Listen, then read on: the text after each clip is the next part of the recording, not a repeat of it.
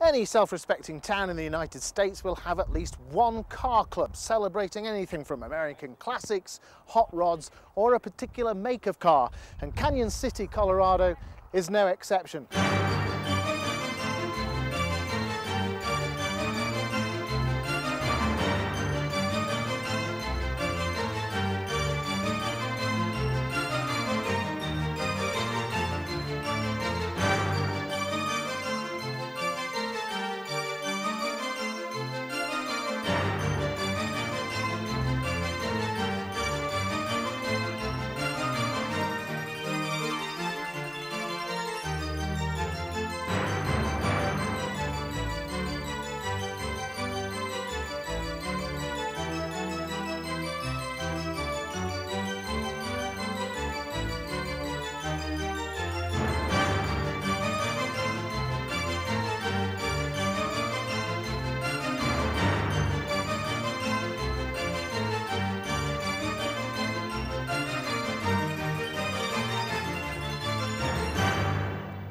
Now, Terry, this was once a workhorse for you, wasn't it? Tell me about it. Right. I own wrecking yards, and so this was our main tow truck. It had a wrecking bed on the back of it, and of course it wasn't extended cab then. It was just a plain old work truck, and we ran it for about 15 years that way.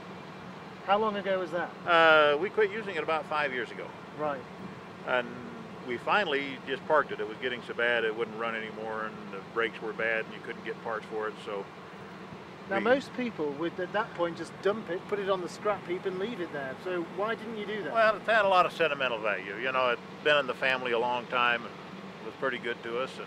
And then a guy came to work for me that said, I can do something with that. And so we took an 81 one-ton frame and redid the whole frame.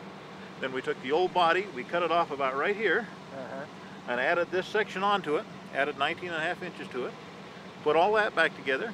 Then we built the bed out of a couple other beds and put the narrow fender beds on the side of the outside of a wide bed, and redid it all and set it all on the 81 frame. And we have a modern running gear now with a modern 454 in it, automatic transmission, and it'll go wherever you want it to go and do whatever you want it to do. Is it the nostalgia of these that's important? I think so. I think so. You know, a lot of people like to keep them original, but an original truck like this, you blow a wheel bearing, you can't find it anywhere. So by updating everything, you still have the nostalgia, but you've got something that's usable. Have you got something against the design of modern vehicles?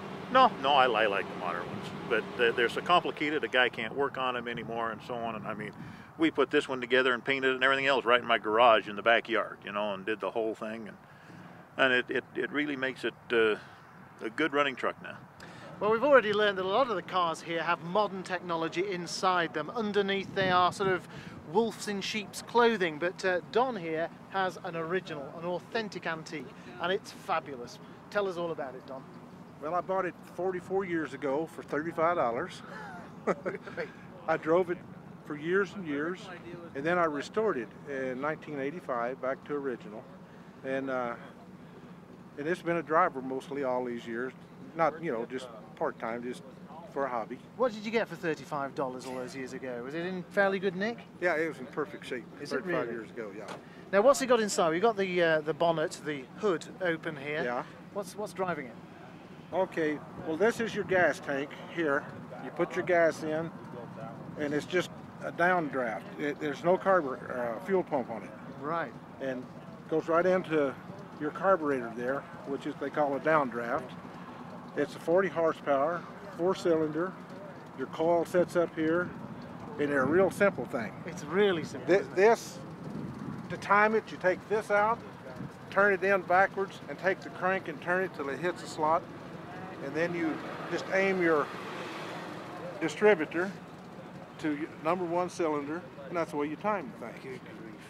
Well, John, this is really the party car, isn't it? You have the music. You like to have the music blaring on here, and it looks like it's seen some action. This thing. You bet. Tell me about it. Where'd you find it? What have you done to it? Well, I've owned several 1955s. I'm a 55 buff. This is a 55 Chevy Bel Air, and it's got the 327 engine in it, 4-speed transmission. Kind of a high school car, what we all grew up in and what we all drove when we went to school. Is this all about trying to relive your youth then? You bet. Yeah? That's what it's all about. Keep you young. Yep, we all want to stay young, and it's a nostalgia, you know. 1955s, 56s, and 57s were the thing back then when we were going to school, and they still are.